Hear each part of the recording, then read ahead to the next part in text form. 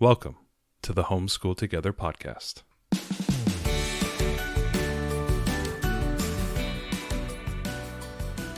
Where one working mom and a stay-at-home dad help you navigate the nuts and bolts of the growing and dynamic world of homeschooling. With a focus on early learners, like me. All the ins and outs of building and maintaining your homeschool life. Homeschool. Find out tips and tricks to make things like this easier. I'm reading.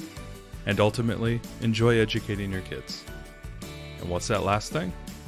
Have fun together. Did I do good, Daddy? Yeah, you did, sweetie. Good job.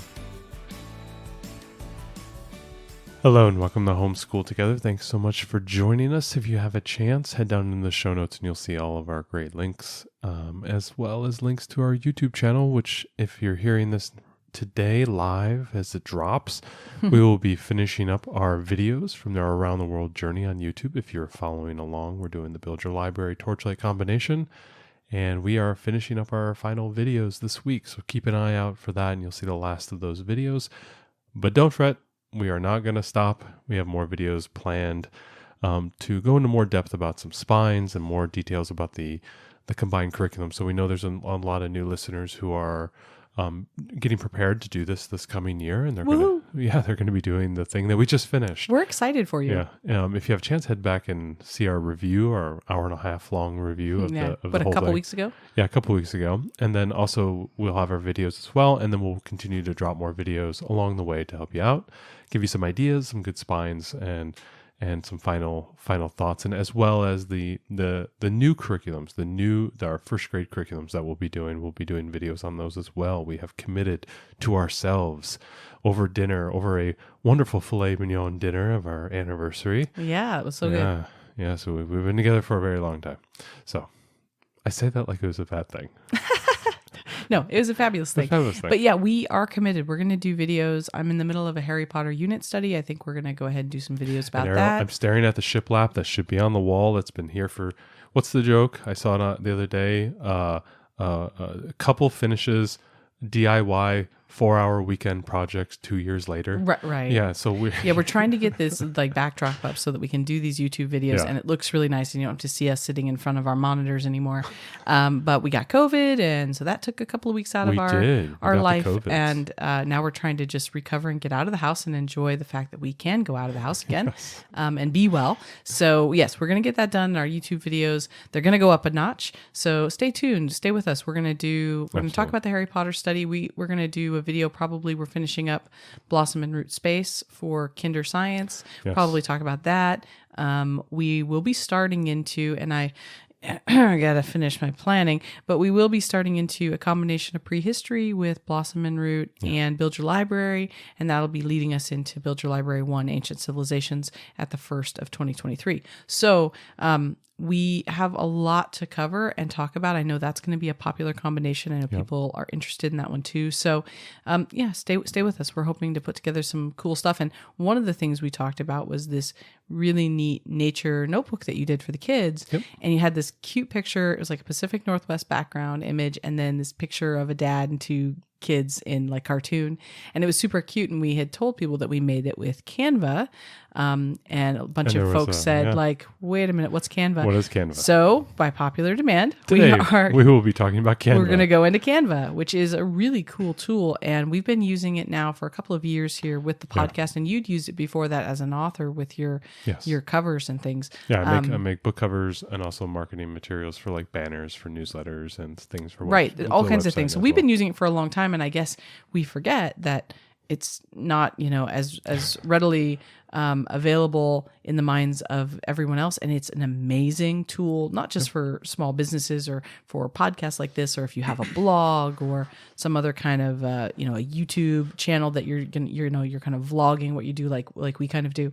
But also just for your homeschool in a much more traditional sense of worksheets and planning and all kinds of things. So today we're going to go into like all of Canva. So the first thing is like, what is Canva, right? It's a tough word, to like kind of connect to what it actually does. It's like, but think of it as like a canvas. It is a photo manipulation kind of editing tool, but it's not Photoshop. It's easier than Photoshop. Right. It's meant to be sort of like kind of a clip art style. I feel like it's online free desktop publishing. Yeah, but So if you think it's about like super Publisher, easy. I know, super easy. But if you think about like what Microsoft Publisher was, Yeah. think about what the things you could make if you've ever used Publisher before or something like that. If you want to think about banners or flyers or newsletters, yearbooks and things. doing a scrapbooks yearbook and things of that nature. Yeah, anything where you're going to be adding images and text, and whether those images are graphics or pictures or whatever, and you're going to add text and you want to do boxes, there's rulers and guides so that you can make it all look cool. It's that kind of merging of clip art, images, text in an online desktop a publishing really fancy way of platform. doing digital scrapbooking, but more elegant than that. Yeah, I mean anything where you combine images and text. Yeah, I think, exactly. and there's a million different uses for that. But Canva is completely online and it is free. So that's what's really exciting. Well, it has a about free it. option. And most websites now have a free option. They tend to wound the product, like Right.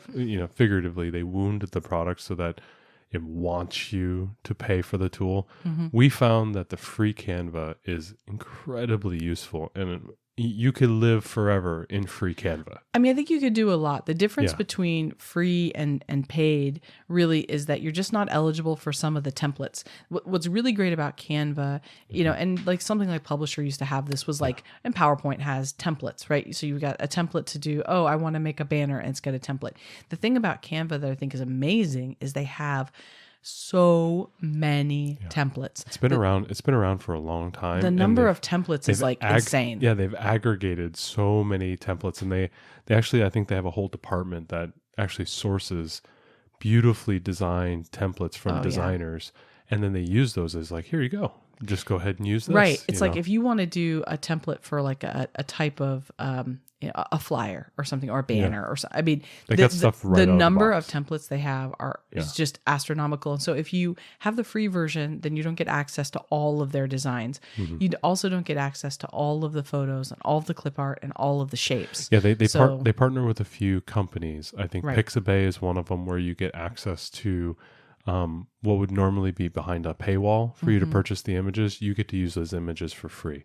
One of my favorite websites, and I'll put it in the show notes, is Unsplash, UNSPLASH .com, and I'll put that in the show notes. It's one of my favorite places. It's a royalty-free, cost-free place to get images. Right. And it's really cool. And Trello uses Unsplash for their background images, Exactly. by the way. Exactly. Yeah. So a lot of these tools will kind of align with these products. So, and I think they use Pixabay, and I think there's another company they use as well. But Pixabay is the big one that I see on the in the actual icon. So you can search for any kind of image, Yeah. and like I wanted to do a Harry Potter thing the other day, so I searched Harry Potter, and while it wasn't obviously a picture of Daniel Radcliffe as Harry Potter or the cover of one of the books, it was like an up close image of what's clearly like Gryffindor robes, right?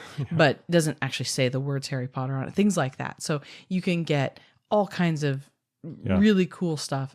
So you won't get access to all the different pictures and clip art Unless things you pay, and yeah. shapes, unless it's paid. There's also the paid version has a background remover, so you can take a picture of something and then you can remove, like it's a person or an object, you can remove the whole background, which is really cool. We use that for our some of our YouTube covers for like our kindergarten series. We use that. So those are kind of the main things. And there's a few other like photo editing tools and things you don't get in the free version. They tend to be more advanced features that you probably wouldn't use. I mean, it's funny. We pay for Canva because we use it so much for the podcast. It's $12.99 a month. It's not super expensive. But the really cool thing is they have something called Canva for Education. And it is Canva Pro, but it's free. And the way that you get it is you need to find a way to prove that you are a homeschool parent. I will link a website in the show notes that kind of walks you through some of it.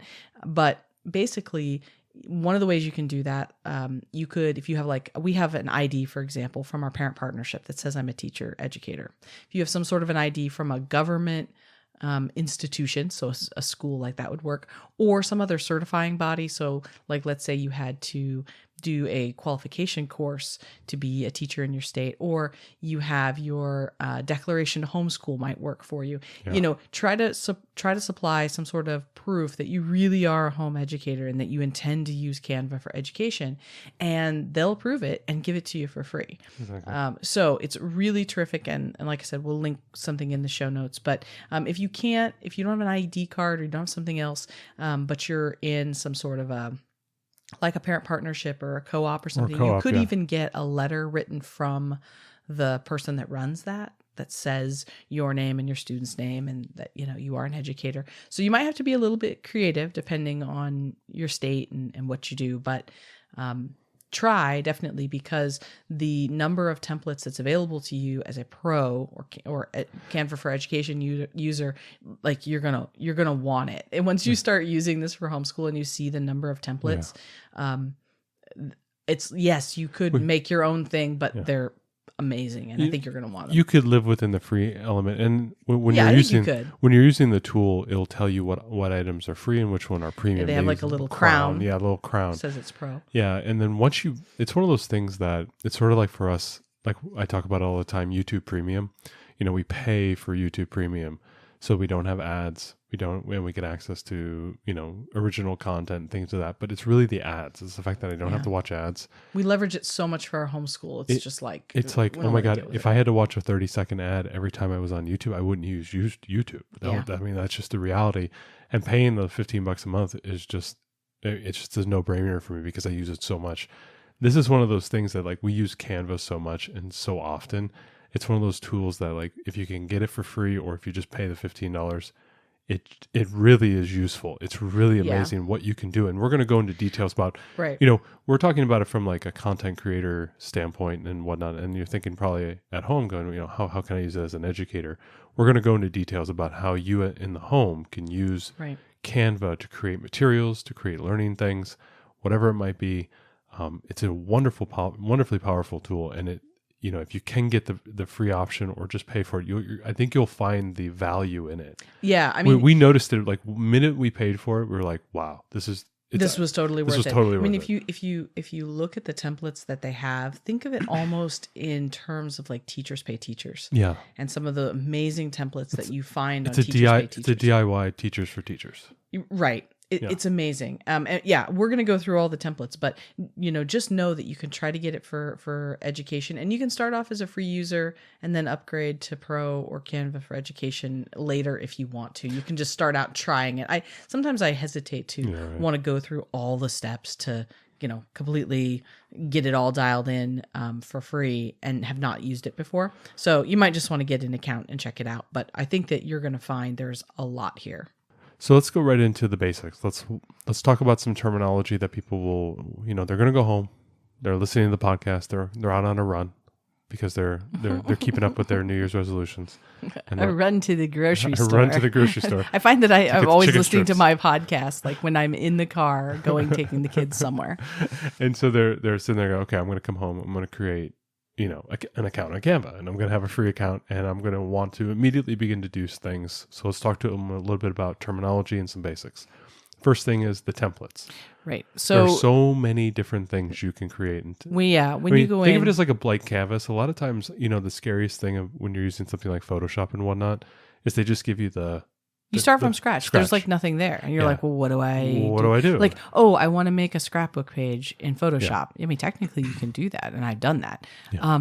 But how do I start on that? I don't even know what I want to do. So they're at home, they're going, I want to make a sheet of multiplication problems, or I want to make a sheet that I can put into a slip and my kid can use a grease pen to do some math problems and I can wipe it clean. Yeah, practice handwriting. Those are the type of things we as educators are thinking about. Not like, I want to make a cool, thing for, my kid to, heck, you can even find coloring pages and stuff. I mean, there's so many things. So many things. So the first thing about Canva is you will go to create a design. Yeah. And in that, there's a whole lot of things, right? There's Facebook posts. There's a lot of social media things. You're going to find a lot of that for content creators like us, where and businesses, right? So you want to create a flyer, you want to create a Right, or an Instagram post or whatever. But what you can do on the left, there is a whole series of categories. And so if you go down to education and expand that, you'll see a bunch of the education categories. And you can open those up and just browse the templates. And any one that you see that's interesting, you click on it, you click customize, you can go in, and then you can... Every element in these templates is customizable. So if you see this really cool template that's got, neat clip art here and banners and images and text and bubbles and all these things, everything in there is completely 100% customizable. None of their templates are set. It's all for you to mess with. And they're like really amazing, Photoshop templates or something like, like you would pay for. I have done enough digital scrapbooking that you would pay for these kind of like layouts where the pictures are blank, so you could just put your own pictures in, except these are part of Canva. So the first thing is templates. So you have templates. Once you get a template and you get inside it, then there's a bunch of different sections in there. So you can change the colors, the backgrounds. There's elements, which is going to be shapes and things. Shape elements can be both shapes.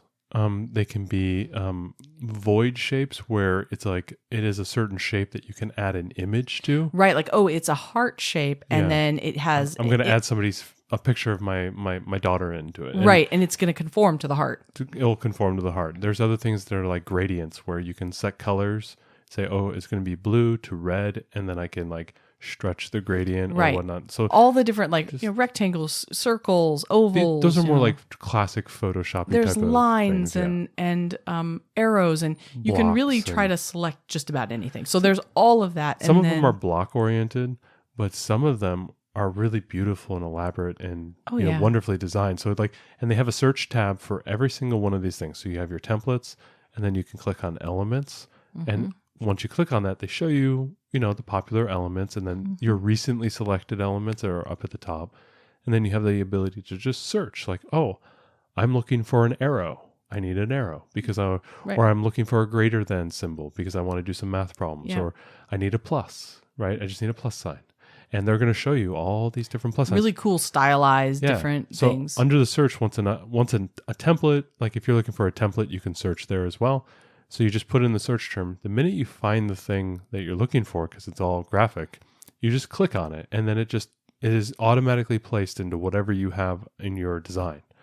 So say like you're looking for a plus sign in the elements, you just click on it, and then once it goes into the design, it's selected, and you can just move it around. You can resize it. You can change the color. There's a ton of little options you can do to tweak it. And it's all, we talked a little bit about Photoshop. Yeah. Photoshop is like the land of 1,000 buttons, and I don't know what any of them do. No. I feel like there's such a learning curve when using a program like that, and I know how incredibly powerful it is, and it obviously needs to be that way because it's like the gold standard of photo editing. But it's like such a steep learning curve. I never want to get into it. I never have that much time. Rest assured, Canva is very user-friendly. It's intuitive because very intuitive. You're just selecting, moving, resizing, grabbing, changing a couple parameters, and it's done. And it's super simple. It's just there's not a million buttons. There's also a lot of guide bars. So if you want to snap to the center or snap to the middle, they show you that once you hit that area, it will snap that to that area for you. And that makes it really easy to align things. So for example, what if you're doing a bunch of math problems? And you don't want your math problems all over the place, right? So you do one math problem, you can just select it, the text, and say copy and paste. Control-C, Control-V. It works. And then you change the numbers, and then you can align it to the one above, and then you Control-C, Control-V, and you make another one. It's just a great, easy way like the spacing between lines, it will know, the spacing of the first two, we're just going to make that for all of them. I mean, it's very smart. So you've got elements, then you have... images and clip art. So you can search for something like Harry Potter, for example. If I searched for Harry Potter, I would get all kinds of images that are kind of representative of a Harry Potter type thing without obviously being a copyrighted image. And I'm going to get a bunch of clip art of wizard related type things as well. And so you're going to get all of those. Oh, here's a wand. Here's a robe. Here's a scarf. Right. You could get any of that kind of stuff. So, and then Some of them can be GIFs, so they actually move. So there's different options there that you'll get those pieces, and you can pull them into what you're working on, change them all around, do whatever you want to do to them. Yeah. Then there's also a section for upload your own media. There you can upload your own pictures or video if you want to use in your template. And so you can put that kind of thing in there too.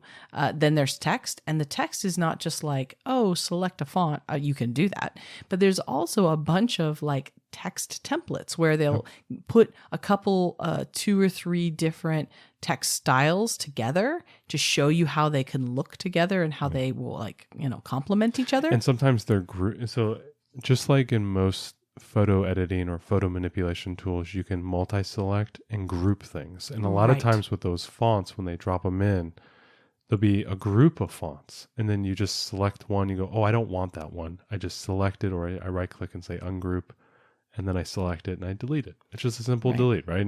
And then you can change it, resize it. And they're all like sample text. Like imagine it would be like a splashy party, and then the next underneath it would be a different font that would say for Joe's birthday, and then at the bottom is something really small that says the address. Yeah. You know what I mean? Like something like that. And they do it in different fonts, but it looks really good together.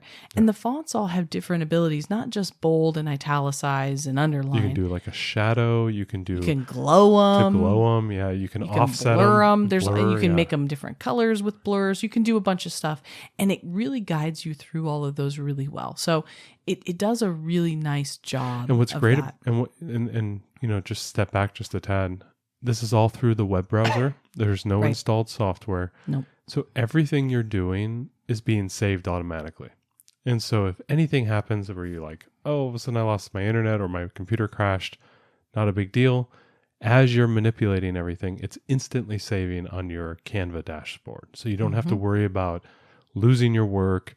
You don't have to worry about having to have your computer to do your job. So if you go to your parents' house this weekend and you forgot Johnny's, math homework, great. Open up Canva, sign in, go to grandma's computer, print off the sheets, make a couple more, print them off, and boom, you can do your math homework. Or if you forgot, or you left the work that you had printed off earlier, you just sign in and print it off again. That is, I think, having your products, having your designs in the cloud like that, where you can access them anywhere. They also have an app support on your phone. So if you need to get your material from your phone, wherever you are, maybe you're in the library at your co-op, or you're at the library at your parent partnership, or you're just at the public library and you're like, oh man, I need to print that thing. Dial up, you open it up on your phone, connect your phone to the printer there, and go ahead and print it. It's one of the things I really like about the mobile is when you upload your own media, I can upload pictures right from my phone to the Canva app, even though I don't do a lot of hard work in the Canva app. We take so many photos. It's the easiest way to get photos into Canva. It's the easiest way to get it from your phone into Canva. So let's talk a little bit. But why does that matter? Because a lot of times you want to personalize the things you're doing. Exactly. You want to put Johnny's face on it, or you want to put Susie's face on it, on their math homework, or whatever it might be. Right. There might be something neat that you want to do, and you want to get that media from your phone. Exactly. So let's talk a little bit too about the interface. So the way that this works is Canva is done in sheets. And so it starts with, whatever you've selected, it'll make it that size. And then you can go ahead and add successive sheets, and those sheets can just be blank white, or you can actually copy the sheet in front of it and it'll make that, and then you could tweak it. So if you want something to have consistency between all the sheets, you can just copy and then remove elements. So why would they need that? Well, if your learner likes a certain design you've used, you can just copy it and then you make the edits without losing the previous one. A good example of us using this in the real world is all of our the cards on our YouTube video that we use. We tend to have the same design, and we just swap out a few things here and there. You could also have, you may use this as a reporting feature, right? To have all of your stuff reporting, back to your school district. I want to talk more about that. Yeah, we'll talk about that. Bit. But just, don't think of it as just as, I'm creating a pretty picture or anything like that. You can really have your design. Your design could be very minimalist and Spartan, like a very, good public education person. It's just, lines and data, but you just want to continue to use that same design because you like it or it works or whatever. It's really easy to copy designs and make new things. And one of the things that Pro or Canva for Education gives you is the ability to take something that you've made and resize it to another template size. Yeah. So you could say like, oh, I really like the style of this. I need it to be square now. It's in my print paper format size, like a sheet of paper, but I really want this to be a flashcard. Right. And so I want to resize it to a flashcard right. size. So it like copies it and you can say, oh, I want to do this as this new size, whatever, 4x6 or whatever it is. It'll copy your design and make it that. And then obviously you're going to have to like tweak some things to make it look right. But it basically takes what you did, your project, and makes it another size. So it does some really neat things. And that's the pro feature. And that is a pro feature. You think, oh no, I'll just start a new one, recreate it. And yeah, you can do that, but it's just a pain in the butt. It depends. If you want to really keep consistency between different things, you'll find for us, with the podcast, we use the heck out of it. For example, you'll probably find that you could be teaching a class at your co-op about, plant biology. And that's your job this year. And you don't want all your materials to look weird.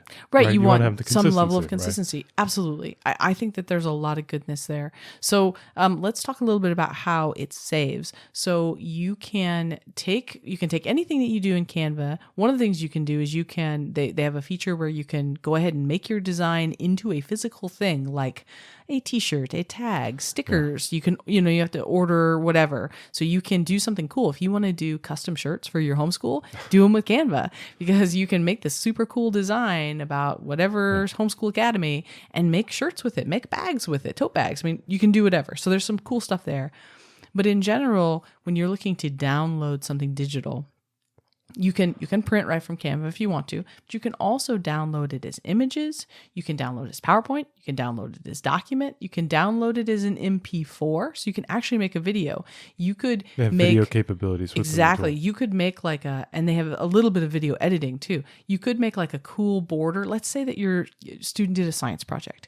You could do a really cool board with all the stuff about the project that he or she did, and then you go ahead and you paste in a video of the experiment and you output the whole thing as a video. So while the video is playing in MP4, you have this cool border around it that gives all the information about it, right? So you can export it as a video. And you can export it as a video and they send it to grandma.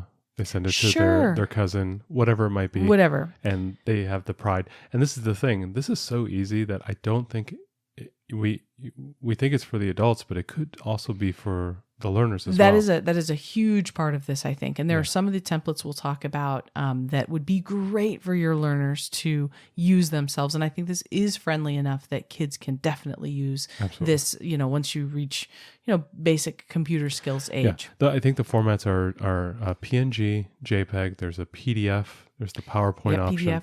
So document, you can send it to Dropbox. You can put it to Google Drive. You can save it as a GIF, as an MP4. If there is a file type that you need to save this hold on. Is it a GIF or a GIF? I'm not going to get into that.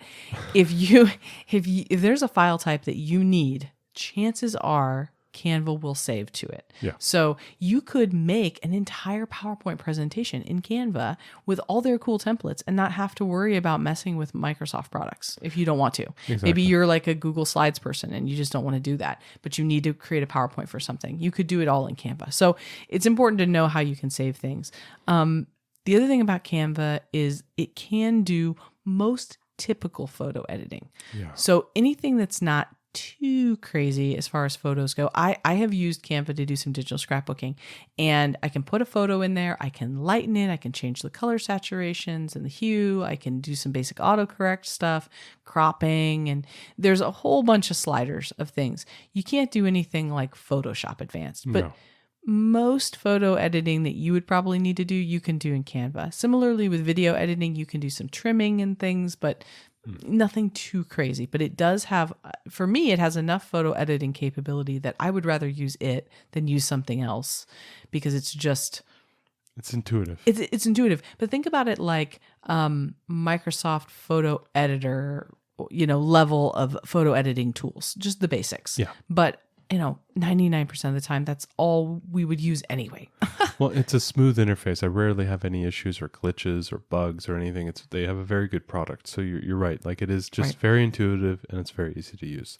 So you can load in your photos, you can edit them, or your videos, you can save things. We talked about some file types. You can also make a presentation right from Canva. Mm-hmm. So if you've made a series of slides and you want to make a presentation, you click on the present button. It will present as if it is PowerPoint, and it will go either with a manual click to advance the slides or an automatic movement between slides. I believe they also have a public share option so that you can take your slides and they turn that quote unquote into a web page that you can just share the link. And then you can actually then send that to people and they can actually view your slides, as if it's a web page. See, I didn't know about that, but I've used that a few times. I trust you. If there's a thing you need to do, there's a healthy chance that Canva can do it. It's pretty amazing. You can also record a presentation. So if you want to do a presentation that, you want to manually move through and then record it for later so it moves at the right speeds, you can do that.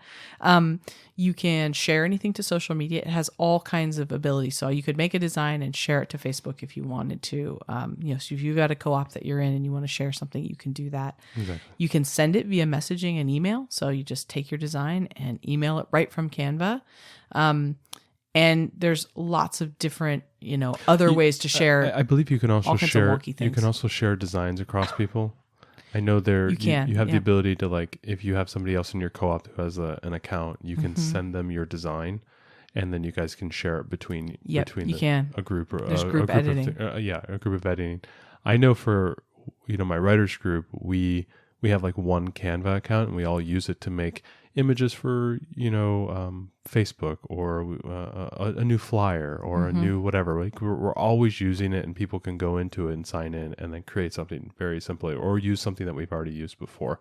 That's the cool thing. I think once you start using Canva and you're using it a lot to generate whatever you need, whether it's educational materials or you're doing something for your co-op or your Girl Scout troop or your 4-H group that you're running or your Lego, meetup or whatever it is, after a while you accumulate so many designs and you have so much content there that it's you can draw off of it in the future. Like I know for what I do is I use Canva a lot of times with respect to my writing, and I just basically copy the design and I change it, change a few things and I reuse things. You end up reusing a lot of designs, and like what you talked about with the slides. So if you can think about it as you have a design, you're in Canva, you're trying to use it, and you're designing something from that window. You can just click copy or duplicate my sheet, and it becomes a new sheet below the one you were just working on, and you don't lose the one before. And it's kind of like a workspace. You have like this workspace to test different designs. A lot of times you want to like try this template and go, I like this one, but I don't want to delete it. I'm just going to create another sheet and I'm going to load in another template, and I can go between the two of them and I can kind of look at them and go, I really like what this one has and I like what this one has. I'm going to copy this one. I'm going to copy this text from here and I'm going to paste it into this sheet. And you're just working within that sheet right there. And if you've looked at our game breaks, we have 2 game breaks out. They're free. You can go download them on our site, and Matt will put a link to our Gumroad store. But we have one for Hoot Owl Hoot and we have one for Dragonwood. I made those completely in Canva. Yeah. And this process that you're talking about, going through of having a bunch of, that's exactly what we did when we wanted to say, like, what do we want these game breaks to look like? Yeah. The front page, I made like 4 different versions, and we looked at them and we tweaked fonts, we tweaked colors, and we decided what we wanted to do. But if you want an example of something that we've actually made, you can go and download that for free and take a look at it. It's all done in Canva. Well, let's give them some more ideas. Let's talk about what they can do in their homeschool. That's really what matters the most. How can they use Canva in their homeschool? So we'll put a link in here, but canva.com/templates, and then you can click on education on the side, the left-hand side drop down, and look at these educational templates for yourself. So if you want to do this if you're on your computer while you're listening, you can follow along. But we wanted to give you some ideas. So one of the things we thought would be really cool is you can do a lot of homeschool room decor. So think about banners that have your homeschool name on them, or have periodic table or alphabet stuff, or it's stuff that really is applicable to what you're doing. It's really hard to say, I'm going to go out and buy the Harry Potter banner that is perfect for what we're doing. No, you can go just quickly make one real quick and print them off. Exactly. And we all know that our 6 and 7 and 8 and 9-year-olds, they don't care. It looks amazing. It's a printed off piece of paper. We could make a huge banner that was like, "Welcome to the Booza School of Witchcraft and Wizardry," and they would our kids would totally die. So you can make banners. You can make posters. Think about something that your kid might be struggling with. My potty chart I made. We're going to talk about that. Wait, we're going to get there. Mammo jammo. We're going to get there. Oh. That's on my list. Did you take a picture? We have the design. We'll put it. We're putting it on the Facebook page. Oh my gosh. So okay, we'll get there. We'll get there. Think about doing a poster. We talked with Carol a couple of weeks ago, right? She's trying to do a bilingual homeschool. And what if you made a poster of words in that other language? Like, could you go out and buy a poster with words in Portuguese? Yes, you could. Absolutely. But would it be necessarily maybe the words you want your kids to focus on this week, right? You could do something like that, and you do it in Canva. Not to call you out, Carol, but I mean, this is something that you could do. I'm thinking about that's perfect. Like, because a lot of times the interests that we chase the interest of the student. That's right. And the interest of the student is not some mass marketed Portuguese poster. They just may have they may be really interested in graham crackers or goldfish, whatever it is. You can put a picture or a clip art even, and the word next to it, right? So you could do, maybe your child's really struggling with a few concepts that you're studying in your science or your reading or whatever it is. B&D. Right. And maybe you want to put all the different ways to tell B and D apart as a big poster. You could do that, and you could do it in Canva. Yep. So think about things that could go up in your homeschool space: banners, posters. Canva has a whole template for infographics. I am such an infographic nerd. I love a good infographic. To me, it speaks to my data nerd soul. And so think about like the way that infographics are done. You could do one for your homeschool about some concept that you're teaching. That's really, infographics are great because they're so engaging for our kids, right? You see them and you see all the different data, and it comes across and it's long, goes down. It's so pleasing to the mind. So think about cool infographics, and they have all the templates. You don't have to design this yourself. You just plug in your information into the template they already have. You could also make nameplates for your kids. If you got a co-op, you could make nameplates for all the kids. That's something you all could do. Or you're like us, and we have 2 Anna and Elsa bowls, and we need to laminate nameplates on both of the bowls. Sure. Because it's the same bowl, but we don't want any fighting. Right. You could make like think about your kids maybe doing a kitchen classroom thing and making a wonderful meal for your family members, and you want to make little name cards for each place setting or something for some amazing holiday meal or anything you want to do, right? So you could make nameplates. You could also make classroom rules. I see a lot of homeschools that have classroom rules about how, the common stuff like, not public school classroom rules, but homeschool rules like, we're going to support each other, in this family, we love everyone, or, whatever it is, right? The things you want your kids to remember, you can make that in Canva. So you could choose some sort of a poster or banner or flyer image, blow it up, do whatever you want, make something that you need, and you can get it printed so affordably. I want to talk like super briefly about printing because I have had to print things. You can get stuff printed at your UPS store or your FedEx Kinko's, and you can send that stuff online. And then we just go down to our UPS store. I can pick up a print of I think I printed like an 11 by 17 high gloss color, and it was like $1.50, So, you can print just some amazingly cheap stuff, even if you don't have the capability of printing. But on higher quality card stocks and things exactly. You could, I make poster board. And I make the beginning year signs every year for our kids, and the first day of homeschool or whatever. And I do that, and I print it at the UPS store. So there's lots of places you can get stuff printed very affordably. But think about what you could put on the walls and how you could make your space really your own. I think this is a really fun thing to do at the start of every homeschool year. Yeah. We have a podcast about about starting the homeschool year, I believe maybe last year. And one of the things I always say is like, or getting out of a funk, I think that's what it was on. Like, change it up, make your space look different. Yeah, right. This is a great way to make your space look totally different by putting some cool posters on the wall that are different. Change it up. It's cheap. Absolutely. Let's talk about planning and reporting. Oh, there are lots of templates for different types of planners. There's different calendar templates. Yeah. There's planners for like student planners types things. You could do any of this if you want to make your own. Everyone has a planner need, and some people love paper planners. And if you do, and you haven't found a paper planner that just has exactly what you want it to be, you can make your own. You could make the columns or rows or whatever match the curriculum that you're using or your kids' names or whatever you want to do. They have tons of templates.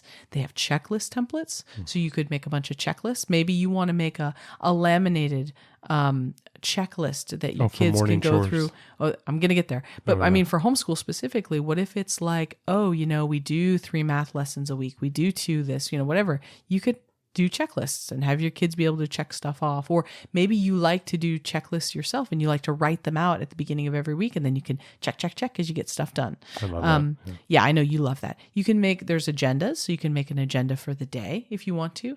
I mean, maybe you have a couple of days a week where your schedule is fairly well set. You've got co-op classes or something, or dance classes, and you could say like, hey, this is our schedule for Monday. Mm-hmm. And here's what's coming up, kids. So everybody knows what to expect. They have agenda templates. So you could do that. And I think as far as that's all on the planning side. But the reporting side, I think this is a cool tool for reporting. And here's my reasoning for that.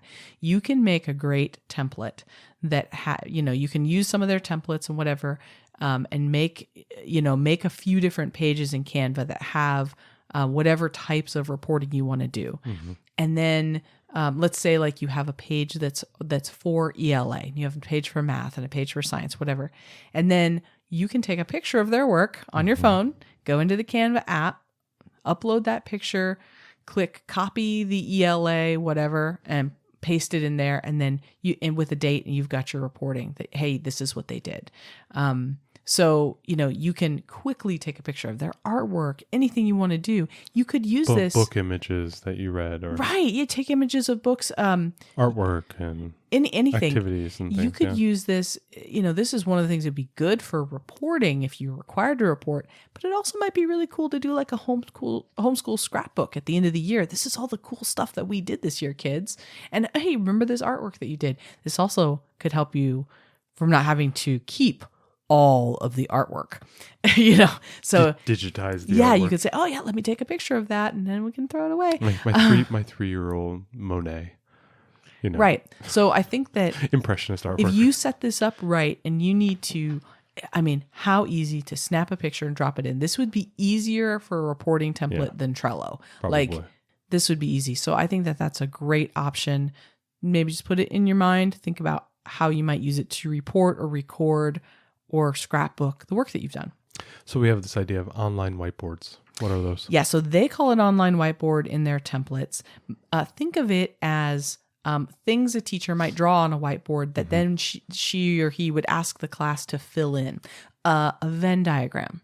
So it's the template is a blank Venn diagram. The addition bubble tree where they have the one bubble and the 2 sub bubbles, and it's like 1 + 1. You have 1 and 2, and then the answer is 3. Right. Right. Think about like a SWOT analysis: strengths, weaknesses, opportunities, threats. Parts of speech or cause and effect diagrams. Mm-hmm.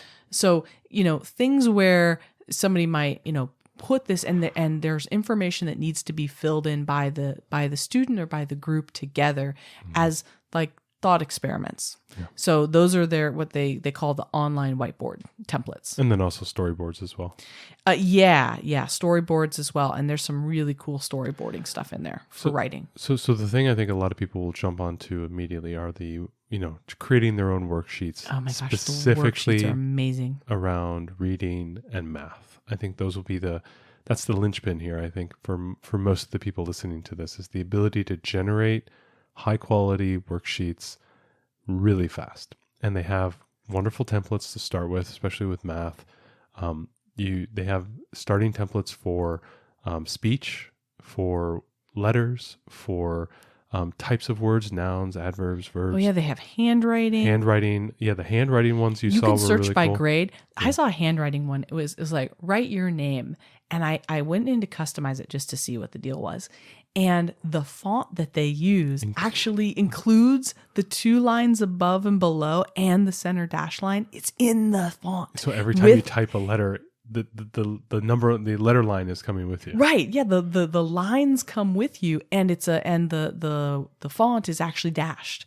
So I was able to delete the sample name and put in my own child's name and add like dinosaurs on it. It was super cool looking. And I was like, Took you like 30 seconds. this was awesome. The font actually includes the guidelines. I mean, anyways, super cool. The worksheets for math and reading, you can actually put a grade in there if you want, and it'll help narrow down some of that stuff.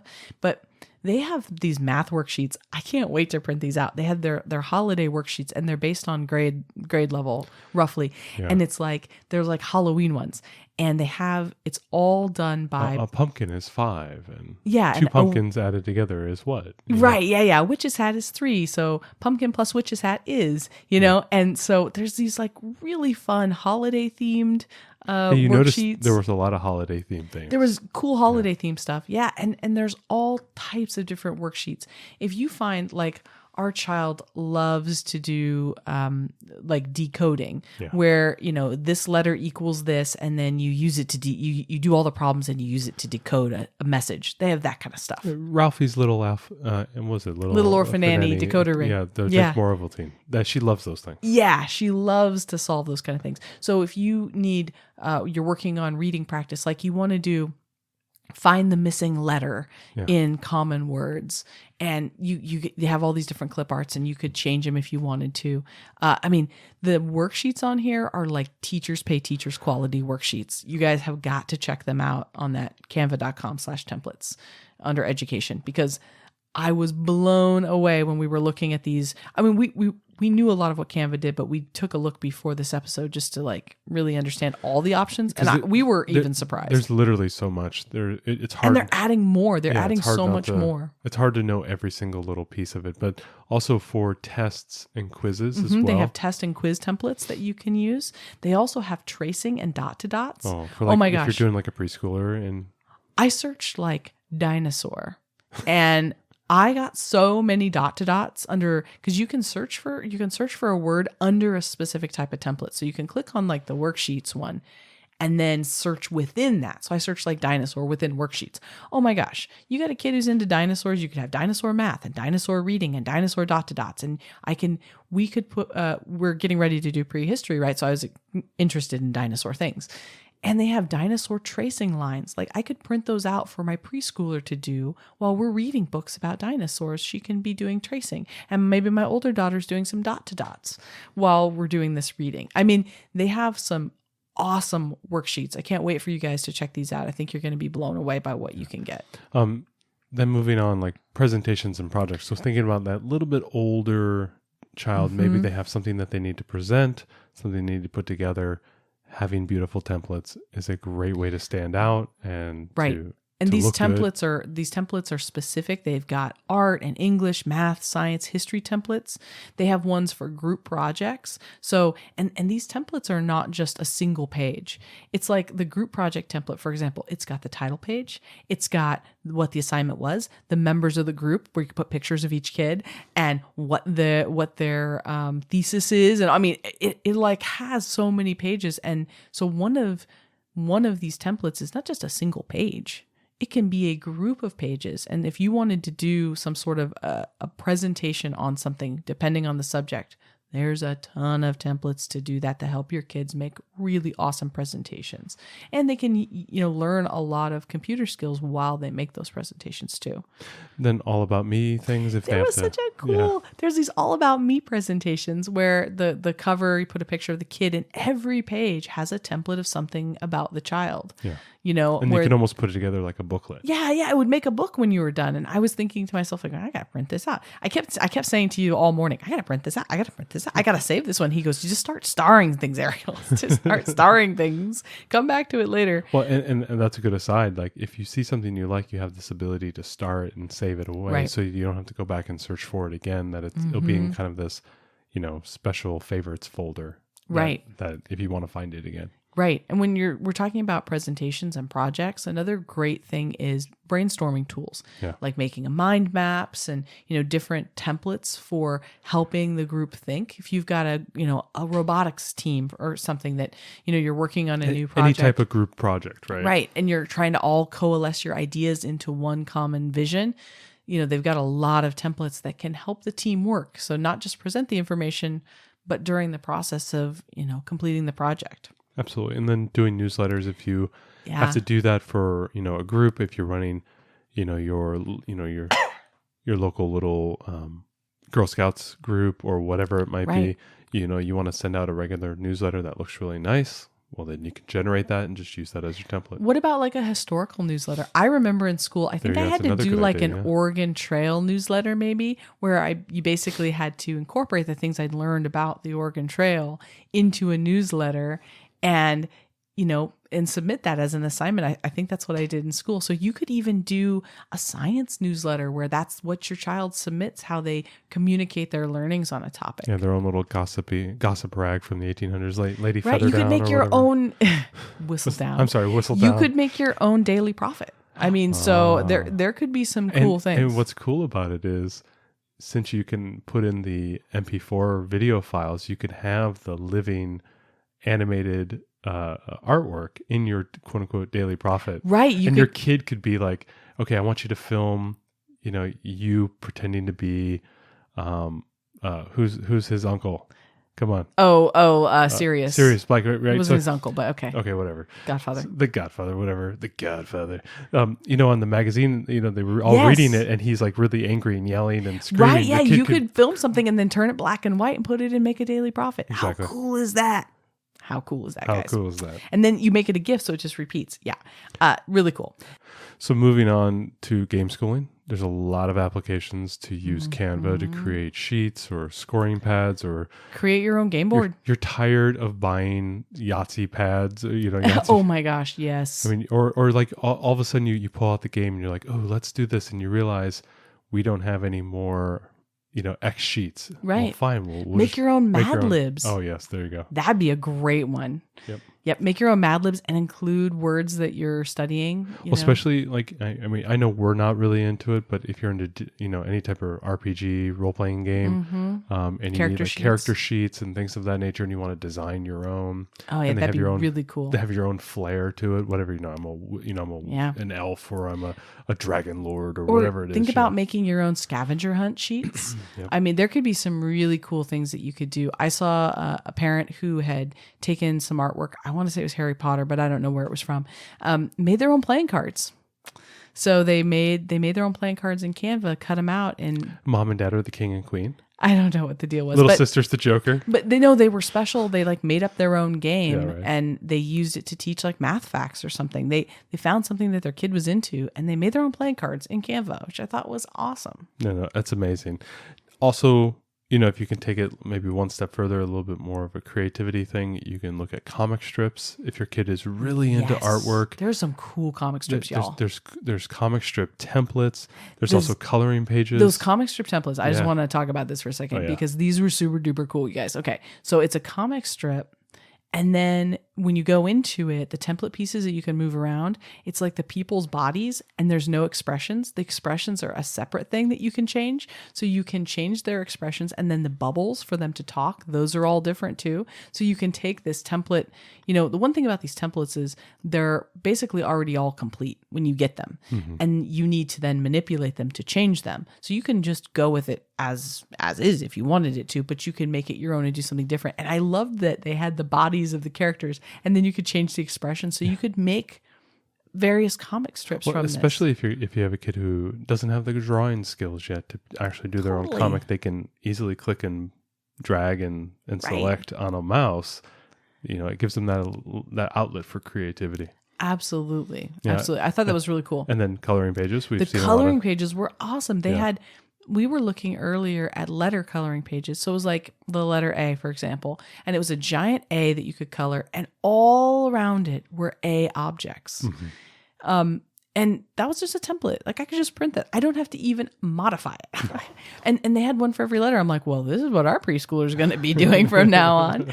So I mean, he was making his own letter templates where or not templates, but you were taking a construction paper, you were doing a big letter, and then you were drawing an object that started with that letter, and you had to do all of them by hand. And it's like, wow, these templates existed. We could have just colored them and used those as practice. I was trying to use objects that she kind of already knew, right? That she could easily identify with the letter. But you could even change out the line art objects into something else. Part of my issue is that, there are letters that have multiple sounds, and like S or G or, C, there's different sounds, and they don't pick them. A lot of times in those like letter cards, they don't pick an animal or an object that represents the most common use of that sound. Yes. Right? Yes. It's like using the letter C and not using cat and using city instead. Right. It's like, what are you doing? It's like, yeah. Or sometimes giraffe. Sometimes they'll use a thing that's like, no, the kids don't know. Like I'm Explode the Code is famous for this. Slip. Do you know, like our daughter who's 6.5 she's never worn a slip. She's never seen mommy wear a slip. This isn't the 1950s. I mean, I know some people still wear slips, but it was the kind of thing where she was not going to intuitively get that arrow pointing to that woman in a dress was trying to say slip. Yeah, exactly. Right? Like she just wouldn't get that. And so sometimes I think it's great. We can just make this something our kids will know. If your kids, like our kids super into Frozen, maybe we make all these letters with Frozen characters, and then there you go. As long as we don't, we just use them at home for ourselves, we can do that. Yep. So lots of cool things, lots of really cool coloring pages. If you want like quick and easy and free coloring pages, there you go. Okay, let's step into the home a little bit deeper. Mm-hmm. We can use this everywhere. Reward sheets. We talked about it. Ariel will post it. We're talking, this is like... Sotheby's was knocking on my door. Oh my gosh! To sell this image as an NFT. So, I'm gonna mint this. You know what? When I finally mint my first NFT, I'm gonna mint this image. This is so silly. We were potty training our younger daughter, and we wanted to make a potty chart for her. And we're gonna do this in real time, Ariel. Everyone's gonna experience it. I want you to describe to the people. CANVA. We're doing this. I'm not even editing this out. All right. I'm opening up Canva right now. We have the big monitors. Wait a minute. Where's all the stuff? I'm going home. It's always the safest place to go is home. There. Where is it? There it is. Okay. So we asked. Hold on. I'm pulling it up. We asked our 3-year-old, like, what would make her feel good about, like, we wanted this potty chart to not be some generic thing we could buy at the store or just a piece of construction paper like we did with her older sister. We wanted it to be something that she could really be excited about and identify with. So she asked for... So the first thing she asked for was there was a little girl who had a potty chair and had a bunny. Now you have to understand that she has a bunny that she does not leave. The bunny is it's sacred. It's literally named Bunny. And she walks... And so I found clip art in Canva that had a little girl sitting on a little potty. And then the bunny is sitting on the potty. So there you go, right there. Connection number one. She goes, then I need a doggy who looks like Elsa. And so I found a dog that had some... It's like a Jack Russell. Jack Russell, who somebody had put a thing on, and I put a tiara. I put a tiara on top of him. I put that's a custom tiara. Oh, sorry. No, this is a custom job. Okay. I put the tiara on top of the Jack Russell, and that was the top thing. And I put a nice little background. So there it is. She had her characters that she wanted. Then, because we all know that pee-peeing is more often than poo-pooing, I had to create a chart that allowed for stickers to live. Frozen stickers, naturally. And Ariel described the left image, please. So you have a puddle of pee with a smiley face over it. With googly eyes. And then a poo that is smiling on the right. And she picked out everything. She picked out all the pieces. And what's the whole background? Frozen. It's all Frozen because that's what she wanted. So he made this custom chart. And I know this seems super silly, but this is what clicked with her. This is what she wanted. This was the type of reward chart that she wanted to see. So think about reward charts. You could also make chore charts for your kids and what they need to do. I'm closing it down. Yes, close it down. You could make chore charts or checklists for them. You could also make skills posters, and they have a couple of templates. They had like a teeth brushing template, but you could make other ones that you hang up in different areas of your house that that have, things they need to work on for their, self-care skills. And skills, yeah. Skills-based learning. Right. I really like it, like, especially if there's something that maybe has some steps. Like maybe every morning they have to make their bed, or they have to do it you want them to do it in a certain way because, regimented behavior is a good discipline. Make your bed the same way every day, right? Take care and do something that you do every day and do it well. Like I could see putting one of these in our older daughter's room saying, change your clothes, including fresh panties, brush your teeth, brush your hair, go potty, or like a nighttime checklist, right? I want you to brush your teeth. I want you to brush your hair. I want you to go potty.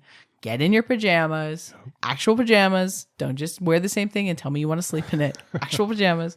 Like I could see doing some cool charts like this. So there's that. Exactly.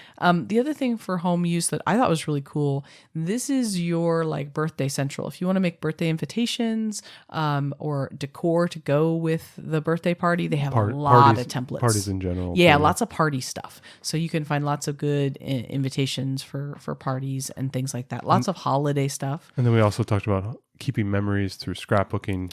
You've done some of this so as well. I'm a fan of digital scrapbooking. One of the things that I started is I started a scrapbook just for Christmas. And so every page spread is 1 year of our Christmas since our oldest daughter was born. And so we can look back at that every year and see the Christmases that came before. And I want to do one for Halloween too, so we can see the Halloweens that came before. Mm-hmm. Digital scrapbooking, I just really like it because we can share it with people. I can print it.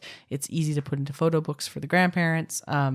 And I can do that in Canva. There aren't a lot of great ways to do free digital scrapbooking. Mm-hmm. There are some, if you only intend to print it, like you go to Vistaprint or whatever, and they have, or Shutterfly.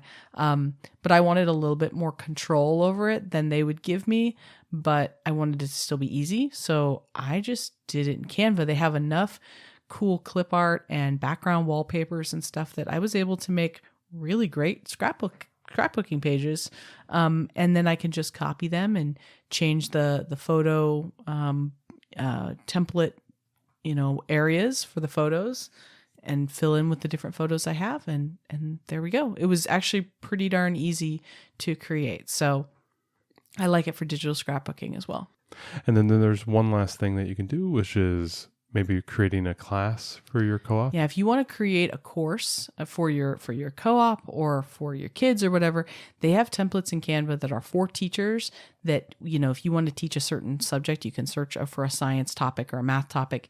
And it has a series of, some of them are 30 slides long, where there's a template created for you to teach a full subject. So you could make it like a course notes. So those are really neat and worth checking out if you have to ever teach a class or, teach to a scouting group or 4-H or whatever.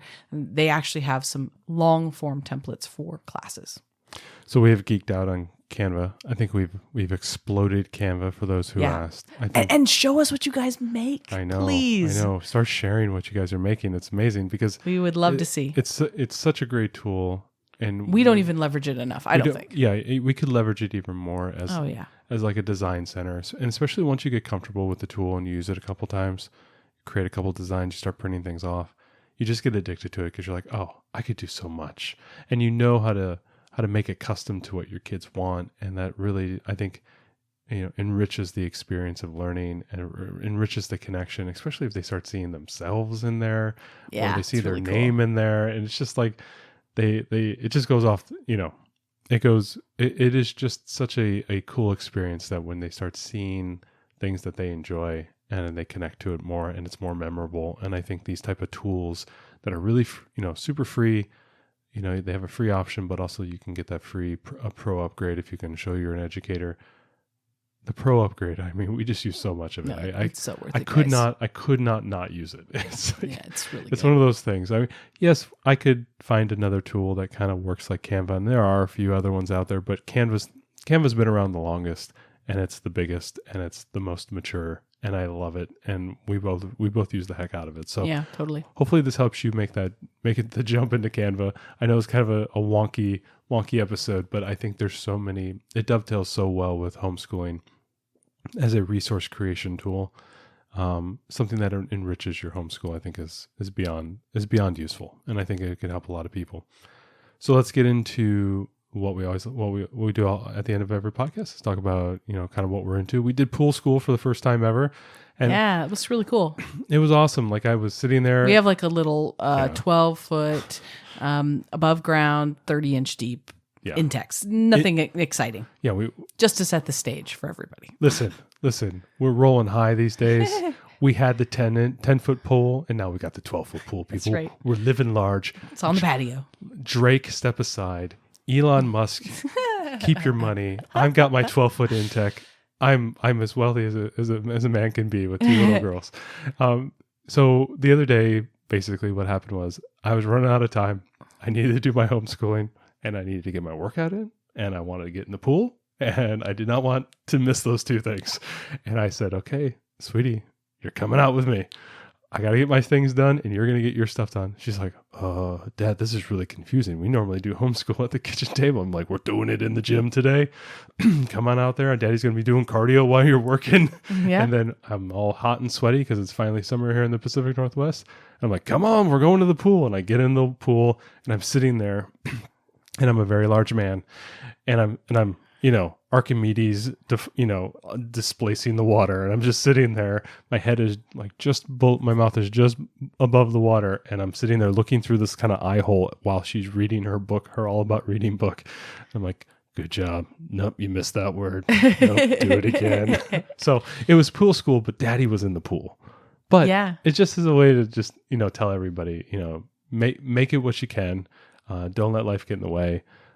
We've done some schooling with her in the pool too, where she's like reported out on what she's learned to me while we're swimming as well. Exactly, recapping things. So I definitely brought homeschool outside. I brought homeschool into the gym because I was being selfish and I needed things to get done for myself. Self-care is important. Self-care is very important, people. Very, very important. But it was nice because you were still able to get She thought it was the coolest thing ever. She loved it. Now she's like, can we do more school while you're in the pool? Like she really liked it. And then not a week later, I took homeschool out to the park. And she really liked that too. So that might be something that we do once in a while to kind of shift it up and change it up. The thing was we were in a different environment. Her sister wasn't there. She had, she was not overly stimulated. It was something unique and different, and she was into it, and she did a really good job. And so I would encourage you guys to maybe go get your in-tech pool and live large like us, and do a little homeschooling in the pool. Thanks so much for joining us today and making us a part of your homeschool journey. Please engage with us on social media.